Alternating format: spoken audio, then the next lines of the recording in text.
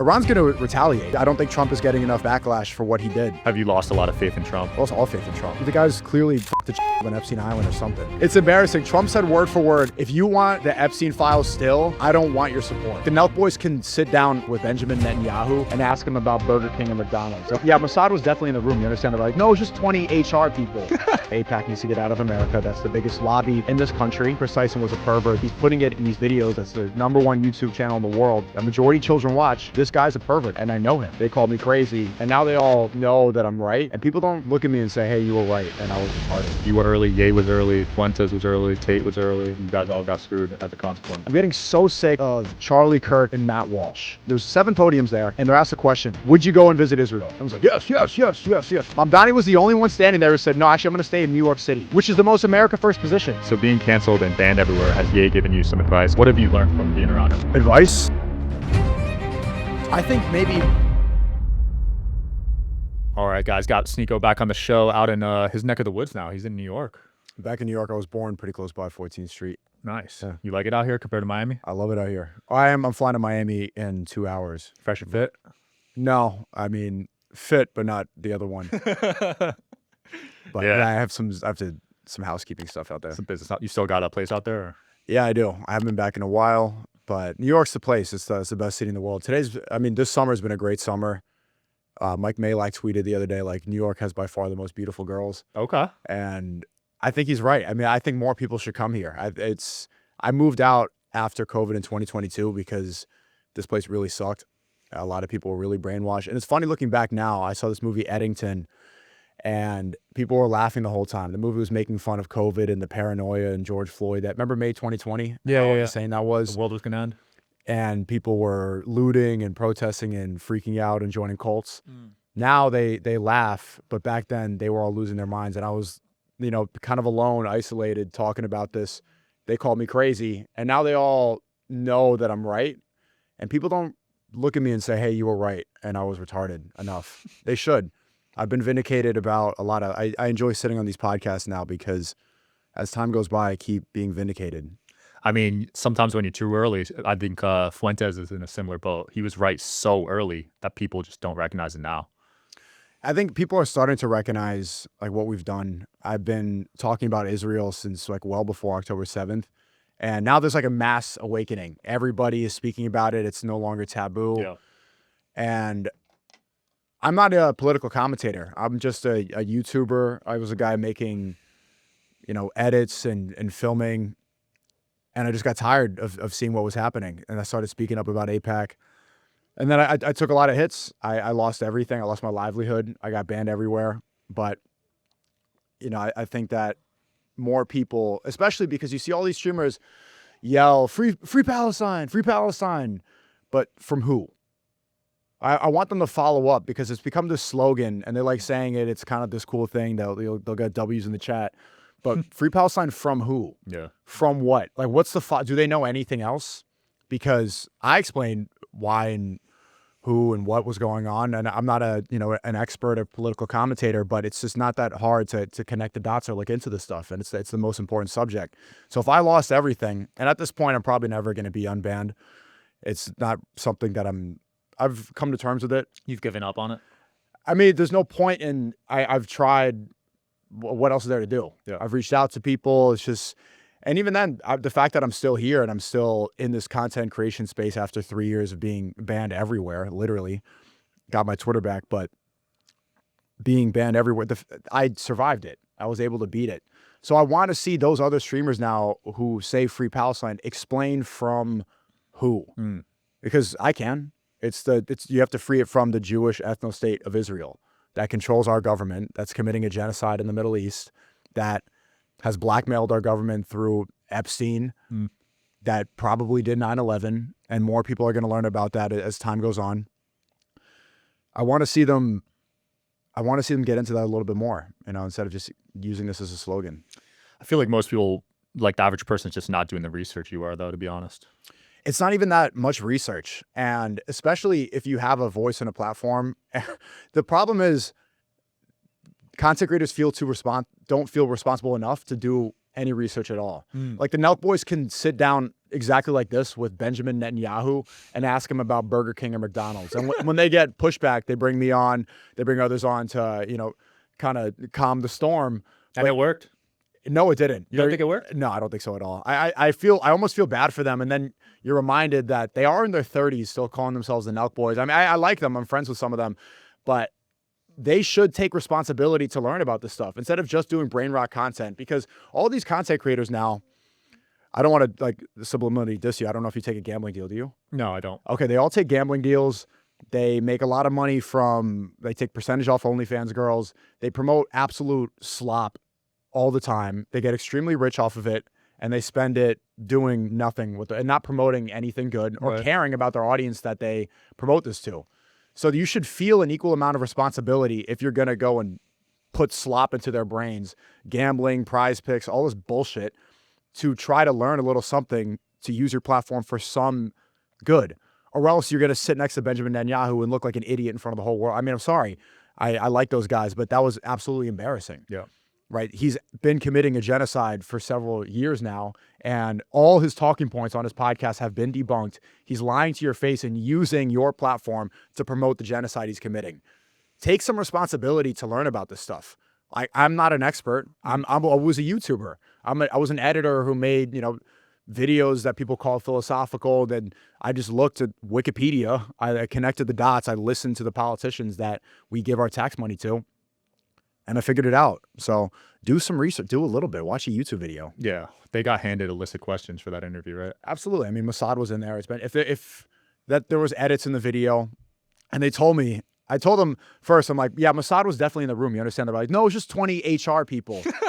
Yeah, no, those were people that work for Benjamin. Yeah, no, that was intelligence. And CIA was there too. I hope you know that. So CIA is tight with Mossad like that? Well, if you look at the creation of the CIA, it's very similar to Mossad. It was created 1 year before. And especially for interviews like that, if it's in Washington, D.C. and you have the most hated world leader in the world, of course CIA is going to be there. I just saw some photo. This war is the most journalists have died in this war in all of history. 2 days ago, IDF killed 4 journalists. Crazy. 600, I think, now is the total count. 600 Above total? 600 total journalists. Yeah, 4 just 2 days ago. And even when you have this conversation, Zionists will still fall back in the October 7th argument. It's like, how many more journalists, children need to be starved? How many more need to die for you to feel adequate with the balance? Like, at what point is it just ridiculous? Like, this is past any sort of, there's no justification. Yeah. I'm so sick of hearing the October 7th talking points. They need something else, right, at this point? Because no one buys it anymore. I mean, just like everybody is waking up. And part of the frustrating part on my end is seeing people say, oh, like you could have done more. You could have done more, Sneako. And it's like, what did you do? I was there a year before October 7th on Ye 24 talking about how AIPAC needs to get out of America. That's the biggest lobby in this country. And I was working on a political campaign for that, even as a YouTuber. The year after I said Free Palestine, the day October 7th happened, I was there with Ye in Spain for 5 weeks while he was doing the most controversial song of all time. I was talking about this when you weren't allowed to speak about it, when you were called an anti-Semite, called a conspiracy theorist for insinuating Israel had too much control in this country. And it's just frustrating that I don't think that I get the credit I deserve for this. And also being right about the main things that I was banned for. I remember being called insane for insinuating that just saying Chris Tyson was a pervert. That's probably because trans people and LGBT people, they have a high rate of being pedophiles. They're already perverts and they're normalizing it. He's putting it in these videos. That's the #1 YouTube channel in the world that majority children watch. This guy's a pervert, and I know him. Yeah. And I know that this is a disgusting ideology, should not be seen by children. People looked at me, and at big influencer events, I was at the UFC, and all these people were saying, oh, you're obsessed. Oh, it's just, you hate this. People are like, no, I'm trying to tell you what's going on. Then I was vindicated. Then Chris Tyson was outed was vilified on the internet. Nobody talks about him anymore. They kind of just shoved it under the rug. but nobody apologized to me for being right and being the only one speaking about it. Everybody wanted the collaborations with Mr. Beast so much. They didn't say something that was blatantly obvious. They'd make like maybe a side eye, but if you spoke and you explained what was happening, because that's what they do. They'll make a little side eye, right? If a couple of years ago I would talk about George Floyd dying from a fentanyl overdose, like, whoa, you know, kind of like half agreeing, not agreeing. Then I'm right, but they don't go back. So it's frustrating that now the widely accepted ideas that have been normalized in conversations everywhere, people don't give the people credit for being first or the first person who to kick the domino down. You called out Chris on my show. I don't know if you remember that, like 2 years ago. I don't remember that, but we could pull up that clip. Yeah, it was 2 years ago when you first came on the show. You called him out before he got kicked out of Mr. Beast.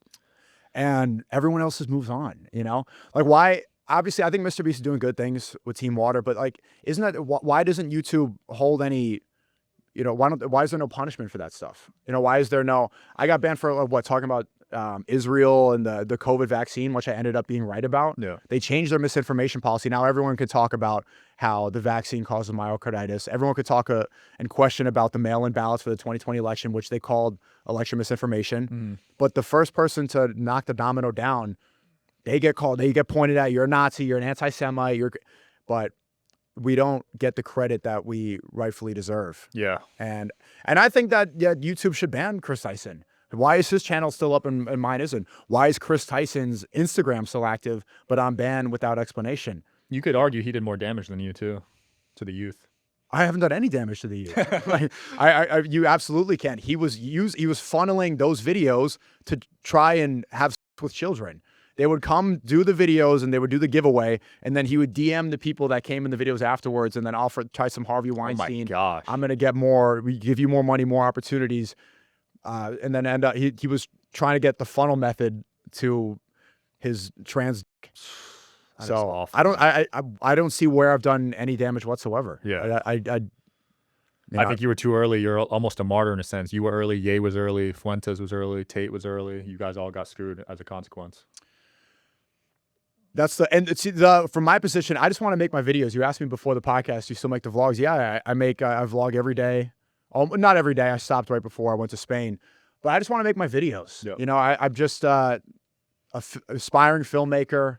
I think I'm the best editor in the game. I like, you know, talking and making movies. And I just got too sick of what was going on, and I spoke up about it. I was courageous. And so when people say like, oh, you didn't do enough, what did you do in the past several years? I was there on election day debating Rabbi Shmuley while he had the Israel flag on him, when I had the America flag, explaining exactly why you can't put America first while having allegiance to Israel.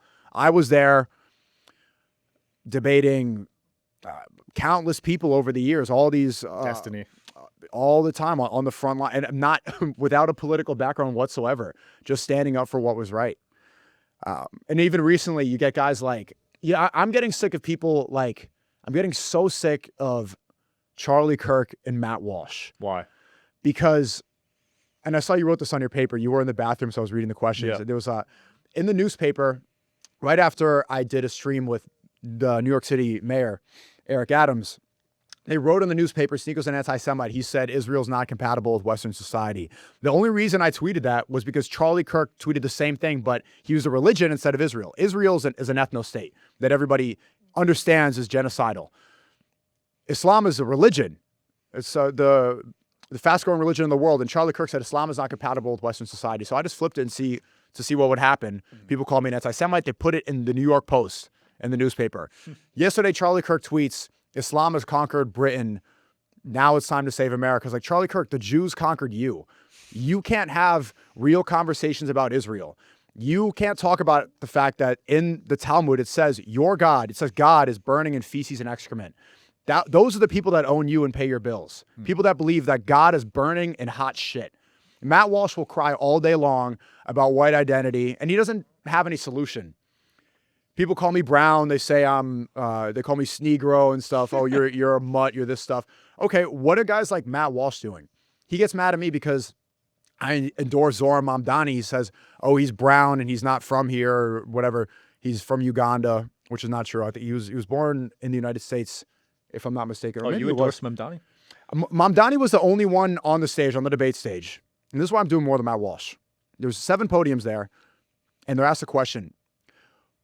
Would you go and visit Israel? Everyone's like, yes, yes, yes, yes, yes. They can't wait to go and that Wailing Wall. They want to go hump it and lick it and put their hands on it. Mamdani was the only one standing there who said, no, actually, I'm going to stay in New York City. The only one, which is the most America First position. Like, yeah, he might be brown and maybe his parents aren't from here, but why is he the only one giving a nationalist type answer? Everyone else is so excited to go to Israel, and he's saying, I'm going to stay right here. Right then, I'm like, yeah, I want to support this guy. I'm not a socialist. I don't agree with a lot of his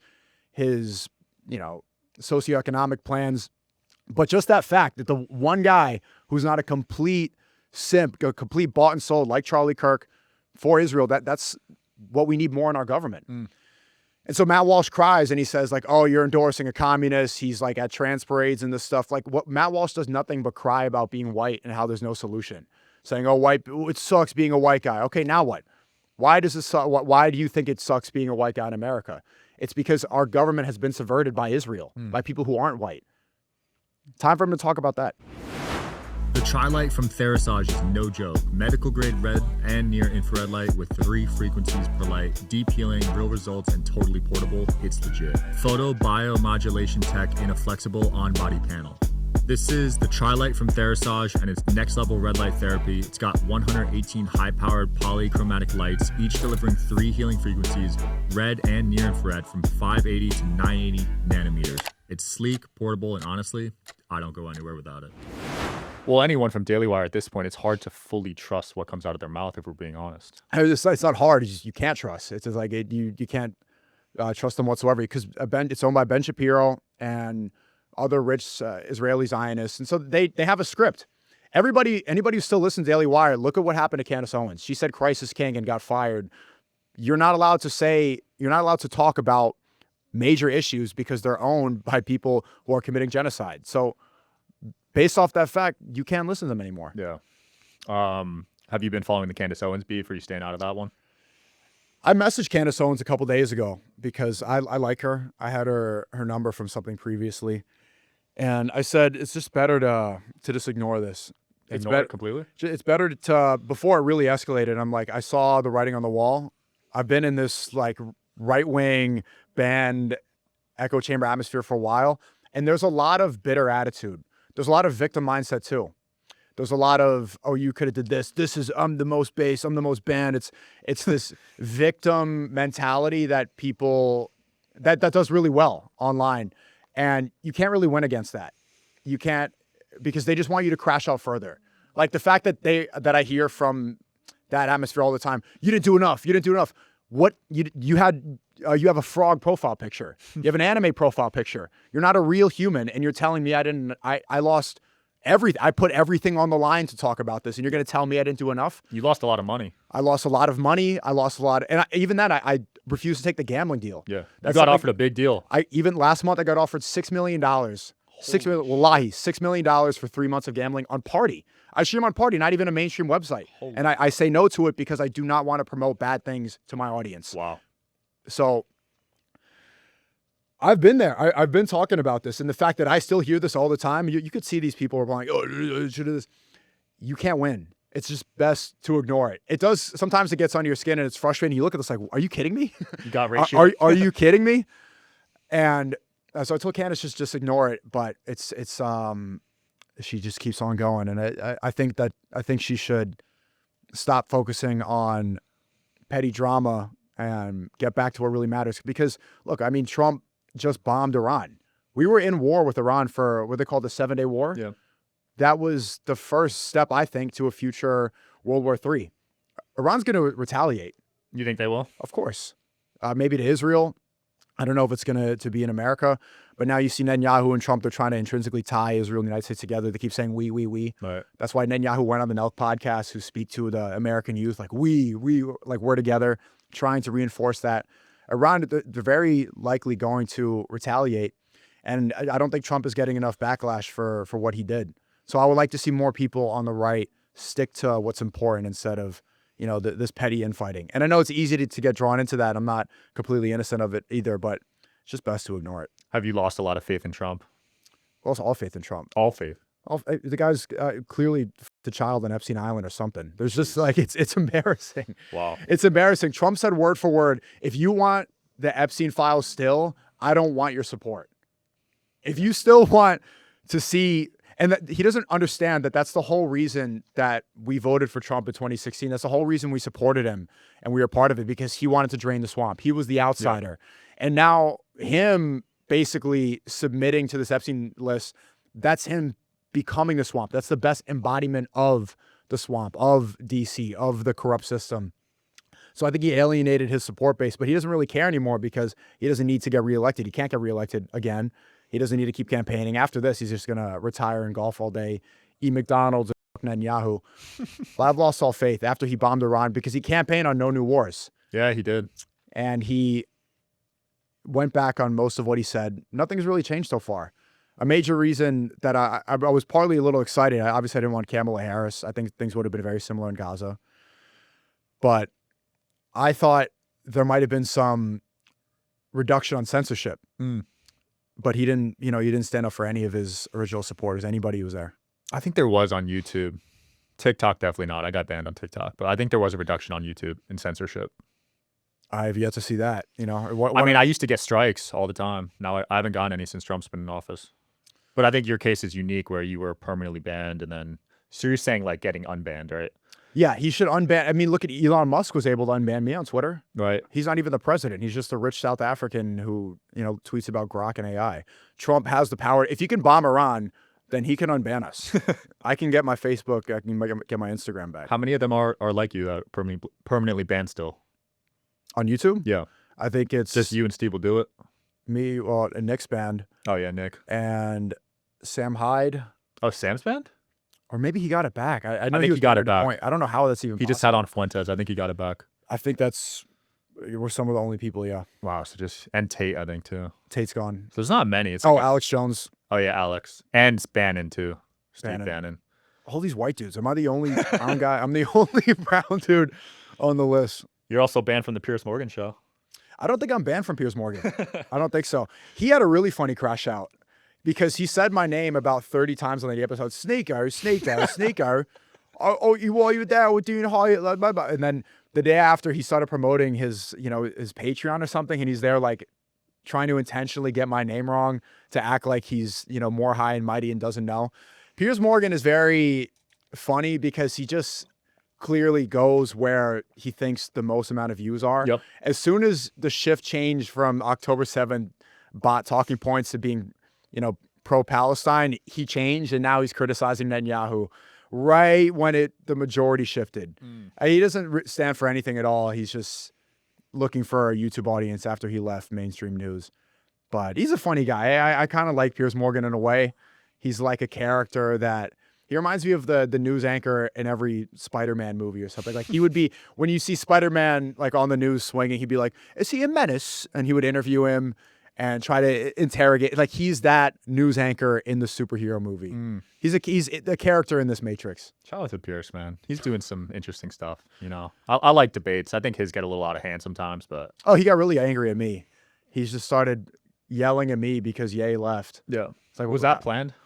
No, I mean, no, it wasn't planned. I didn't expect Piers to say what he said. Ye did tell me before. I think it's even on my stream. He said, if I walk off, just be ready. And like, just basically saying like, I'm not being rude. Yeah. Because I think he anticipated where Piers was going to go. So it's not like it was planned, but he was ready for it and he was prepared. Well, I was still surprised. Yeah. I didn't expect him to do that. I mean, people just don't like those gotcha interviews anymore. There's no point in, why would I sit down and be berated? Why do I need to give my time and energy? This is like, Piers Morgan acts like he's the school principal and you're sitting in detention. You're not a moral authority because you have a YouTube channel and you sit there in a suit. You're not better than any of us. So there's no point. Don't waste your time and, try to suck up to the mainstream anymore. Yeah. So being canceled and banned everywhere, has Ye given you some advice? Because he was blackballed, obviously, from his music industry and all that. Advice? Yeah. Or like any guidance? Like what have you learned from being around him, I guess? I've learned things artistically and creatively. I've learned how he creates. People ask me that a lot. I think that's his process is the most interesting thing. But advice on on being canceled, man, he's still navigating that. Everybody canceled is navigating it. It's a difficult situation. Like, nobody has ever spent weeks making a song called Heil Hitler and came out of it victorious before you. Like, no one's, that's a path that only he's walked down. Facts. So, I mean, for him to give advice, that's like he's still, you know, he's taking the road less traveled. Yeah. So it's interesting to see where it goes. But I think he's going to come out victorious. People keep telling me like, oh, it's over. Live Nation, they're not going to let him perform. I'm very optimistic, and I do know certain things. And yeah, he's always made a comeback. Remember when he said slavery was a choice in 2016 and he was on TMZ and they were really mad at him? And now people are like, yeah, actually slavery was a choice. Actually, that's a good point. Maybe slavery. And they maybe wore the White Lives Matter shirt. They're like, whoa. And they're like, okay, yeah. I mean, there's nothing wrong with saying White Lives Matter. They literally do. Yeah. So he's always just a little bit too early. I mean, yeah, people forget so quick these days. The news cycle is in like, I feel like 8 hours at this point. Just like that's what I'm saying. You wanted to upload this in 2 weeks. I'm like, this is going to get stale in, you know, That's a good point. in a couple days. Yeah. These days you got to be super quick. These days people are live streaming and then uploading the clips that hour. All during the stream. During the stream. Yeah. Yeah. Like neon. Yeah. Same thing. Like for the Piers interview, like they saw the walk off before he even got to upload the video. So before he even uploaded the video on his channel, he was like tweeting at me and tweeting at my clippers and getting all mad and deleting and making videos. It's funny to see his crash out. He's like an adorable uncle. Shout out to Piers. You still tight with Neon? You still doing streams with him? Yeah, I talked to Neon. Actually, it's his birthday today. Oh, happy birthday to him. He's coming to New York in a couple days. Very close with him. He's like a younger brother of mine. And it's funny seeing him navigate the world. I think he did a great job on the Breakfast Club. That's another perfect example. It's just like the Piers one. He's sitting down, you know, promoting their show, which, I mean, let's be real, fell off. Yep. I don't know who the new woman is after Angela Yee left. And they're getting upset with him about jokes, saying that he joked about Rosa Parks. Like, you need to apologize to Rosa Parks. It's like, how? How do I apologize to Rosa Parks? She's been dead, how long? I mean, rest in peace. A long time. What are they upset about? Like, he said a joke about, look, also, you know what I'm sick of is the black victim mentality. I'm getting sick of black people always crying about racism and then saying racist things all the time. You know, I see black people yell about, oh, the white man did this, the colonizer that, like, oh, white people be killing us, and then acting any way that they want. I was here in New York City during the George Floyd riots. I saw the looting. I was making videos there. I saw people run into Gucci store and take away everything in the name of George Floyd. I saw that it was 95% black people doing it. And that comes from an entitlement, thinking that they can act any certain way and that they deserve things and that they're entitled to Gucci because of George Floyd, because they're the victim. But that doesn't solve anything. The reputation that black people have worldwide is, you know, it can be improved. And I think it's time for black Americans especially to take accountability. Yeah. Right. The reputation isn't good, not because, you know, of some negative stereotypes made up by the CIA. It's because how are you acting? What do you believe in? The victim mentality is such a trap. And that's why I love when Ye said slavery was a choice, because that trap will keep you in a cycle and prevent you from progressing. 100%. I used to have it. Did you struggle with that when you were starting off too? Victim mentality? I think maybe more of an identity crisis because I'm so mixed, right? Even recently I found out that I'm 12% Jewish. My grandfather changed his name after the Holocaust. He went to Haiti and married a black Haitian woman. Wow. And never told my family. Holy crap. My dad didn't know. My grandmother didn't know. Can you believe that? No, that's I had a family. nuts. He didn't know. I have a fake last name. We figured all this stuff out. And that's even now. It's like, whoa, I have this. This is part of my life. He's not technically Jewish because his mother was Catholic, but he was half. His dad was. So it's in the blood. And then when I talk about this, you see people like, Sneako's a Jew. Sneako's a Jew. And it's like, and then I look at their bio and it says Christ is King. And I'm like, you know who else was a Jew? God. You believe that Jesus is God. Jesus was a Jew from the Middle East. And they get upset when you talk about that. It's like, do you think that Jesus was in khakis golfing, you know, in Minnesota? No, Jesus was from the Middle East and he was Jewish. You know, he left Judaism because They rejected him as the prophet. They said that the prophet needed to be wealthy, he needed to be dressed in gold, and he was humble. He was a humble man. And so they didn't understand him, and they didn't believe that he was the Messiah. So when they say, "Oh, you're a Jew," it's like, yeah, you literally worship a Jew. That's not an insult. It becomes something bad, if you're committing bad things and you're doing bad things and you believe in bad things. But I think people need to understand how stupid that train of thought is. Yeah. What do you think of this massive Christian movement on the right now? I think it's better than being an atheist, but I think they need to understand. Well, look, I think it's good overall. I'm happy that people are Christians, but they get upset when they see that Islam is the fastest growing religion because they don't really have a compatible argument for why it's bad. They just don't like it because they can't really defeat, because they don't understand what Muslim means. Muslim just means submission to God. That's the definition, literally. I didn't know that. Submission to God, Muslim. So you're Muslim. Well, yeah, well, don't you submit to God? If you said that, they'd be like, yeah, well. And then they'll say, you're a Jew. I'm like, okay, well, you worship a Jew. They're like, no, they malfunction. I'm like, well, actually you do. There's one debate that everybody likes where I was debating these Black Hebrew Israelites. It was in D.C. I think I saw you. You told me about that. Yeah, that night. You thought God was black? Yeah, that went super viral because Black Hebrew Israelites, they believe that blacks are the chosen people and God is black.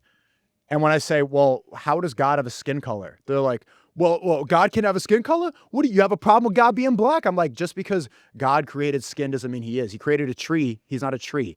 And then they're like, oh, they realize how true that is. But it's funny that you get so many, white nationalists, Christian nationalist types that see that and they agree. And they're like, actually, you believe the same thing. You believe God is his skin color. You believe that Jesus is God, who was a Jewish man from the Middle East. He's not a white guy. They get really upset when you say that. So in a way, you do believe a lot of the same things on the inverse. Most of these people, a lot of this big movement, they do believe that Jesus was a white guy. And that's when you break it down, it's because they want to worship their own skin tone. They want to worship their skin color. And so I think a lot of things in Christianity are good. I'm very happy that it's growing. But I would like people to look into it a little bit without getting upset. Because when they say that, Islam is a ritualistic religion, it's like, yeah, so is Catholicism. Like, oh, you do rituals, like you wash your face and your nose before you wash yourself before you pray. Okay, if that's a ritual, then I grew up Catholic. You drink the blood of Christ and you eat the communion, which is a God cracker. You say, this is the body of Christ, this is the blood of Christ. So this is God in a cracker, and you eat it. And then you go to confession, and then you tell your sins to the priest behind a booth. In Islam, we believe like confessing your sins to God. You tell your sins to the priest, and he says, okay, I killed somebody. And he's like, say 10 Hail Marys, and you're absolved of your sins. It's like, does that really make it? Yeah, that's Catholicism. Wow. And also they say, oh, we only pray to God too, just like you Muslims. It's like, no, you don't. You say, Hail Mary, full of grace, the Lord is with thee, blessed art thou amongst women, blessed the fruit of thy womb, Jesus. You pray to Mary, Hail Mary, the mother of God. How does God have a mother? When you break down some of this stuff, people are like, what? They get angry when you try to challenge them on that. Then they say there's the Trinity. It's three. So they say Christ is king. Why is Christ king, but he's also co-equal to the Holy Spirit? If Christ is king, why isn't the Holy Spirit?